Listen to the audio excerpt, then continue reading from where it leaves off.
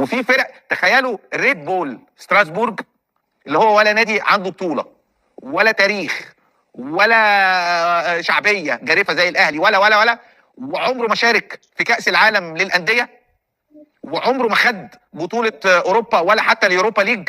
تخيلوا ريد بول ستراسبورج في الترتيب الثاني، يعني في تصنيفه في الترتيب الثاني اعلى من النادي الاهلي.